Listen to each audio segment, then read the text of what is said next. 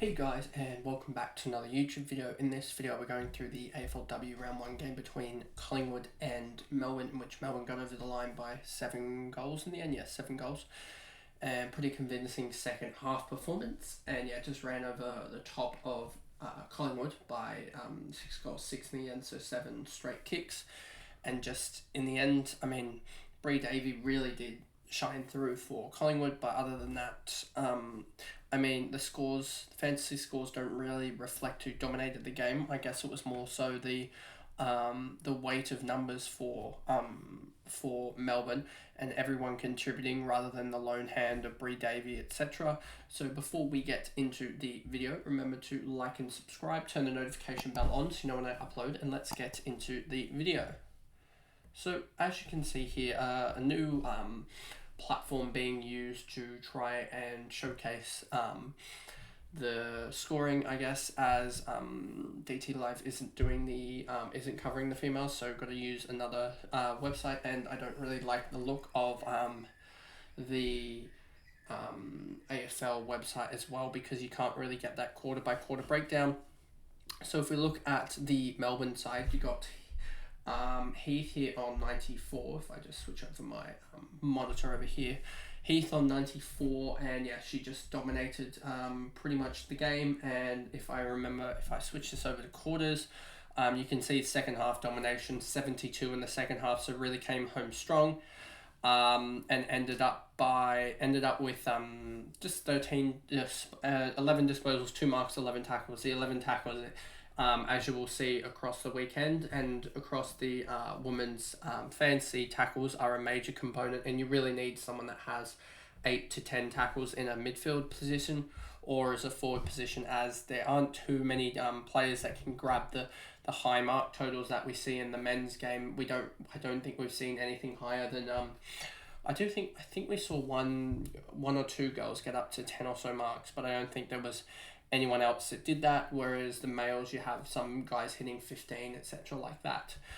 Hall, 76, she did pretty well, if I remember correctly. She's positioned as a forward, and a pretty expensive one, if I remember correctly. So is it that way? Hall 1.02 mil, so a little bit unders for that price, compared to a lot of like Malloy being a little bit cheaper. Then you had Gardner, etc. There was a couple more forwards that really were a little bit cheaper than her that went bigger. So not the best value, and just didn't like the way the position she was in, to be honest. Big third quarter, like you'll see with a lot of the Melbourne girls. You can see here with the Collingwood girls, not many got above. Only 2 girls got above 20 in the third, and only 1, 2, 3, 4, 5, 6, 7. Something like 7 girls got above 10, or 8 girls got above 10, whereas pretty much the whole Melbourne lineup was above 10.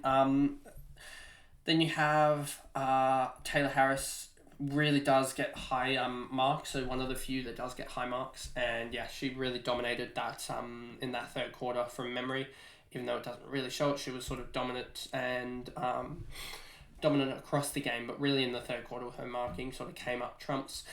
Then you have Zenko as well, McNamara, Purcell, Mackin, Hanks, Paxman. Paxman was on early, but then really fell away, if I remember correctly. Fell away a little bit, came alive in that third quarter again, but a lot of free kicks, I believe. If we look at Paxman, 2 free kicks again. So not too many, but those 2 free kicks I did remember she stalled quite heavily. I believe she was like 4 or 5 minutes to go in the second, and she was on, I believe it might have even been 18 or something like that, and she obviously did get up to 25, but she just stalled pretty massively. Mitham, West, Gay, Lampard, Pearce, Campbell, Sheriff, Birch, Goldrich. No one else here really too much to talk about. Don't think there was a major injury, to be honest, for Melbourne. No major scoring. Heath is one that you need to look out for as a midfielder, I believe. Heath, if I just double check this, so Heath is one that you could look at, but there's like Bree Davey that's 200k more expensive, or 250k when the prices change. They're just going to go absolutely nuts.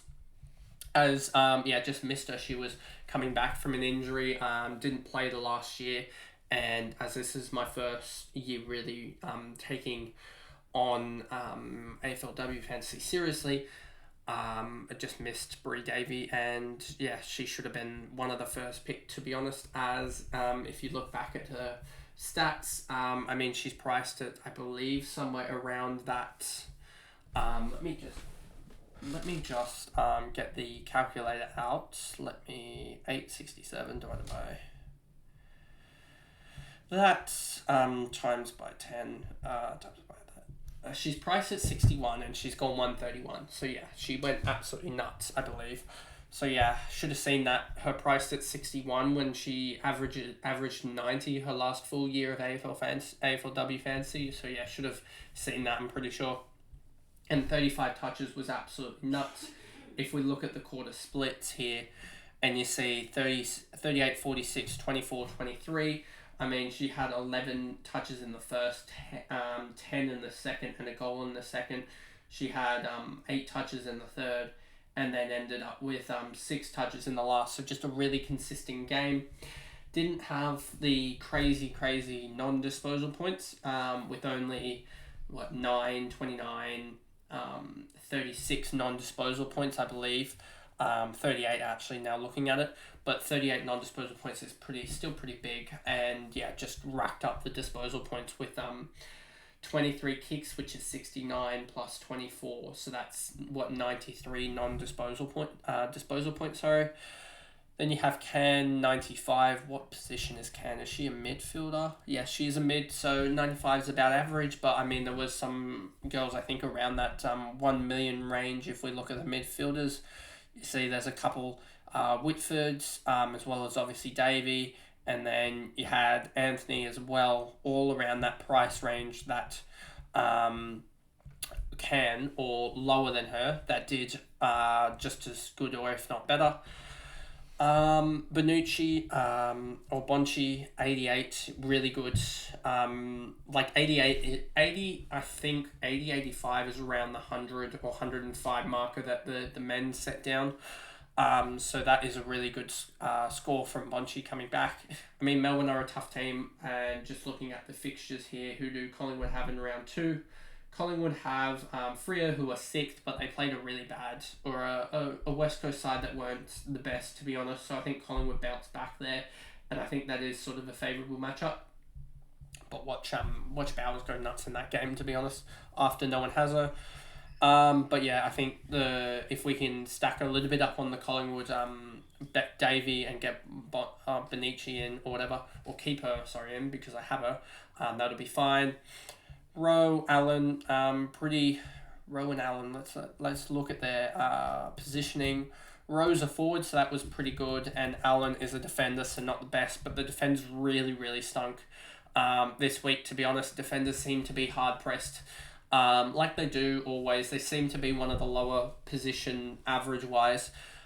Even in the men's fantasy, you see that they're sort of, I guess, a little bit lower because, I don't know, just because a lot of the good teams don't have it in their defensive half that much. So you have to pick the bad players, and the bad players don't obviously get as much of the ball. So it's a little bit counterintuitive almost. That's why defenders are usually a little bit lower, and you don't really get that kick mark game that you get in the men's, where they try and switch it a lot. You don't really get that as much in the females, so you have lower mark totals for them, and they really got to make it up by tackling, which they can do, but they don't seem to be able to. White, Frederick, Brown, Morris, Dalton, Sansonetti, Brazel, Sheridan, Livingston, and then the only real thing with Collingwood per se is James going down, I think in like the first quarter with an injury. Don't exactly know what the injury is yet, but I know that she was down very early with an injury, and that really affected the Collingwood rotations as well, because they were down a rotation pretty much for the whole game.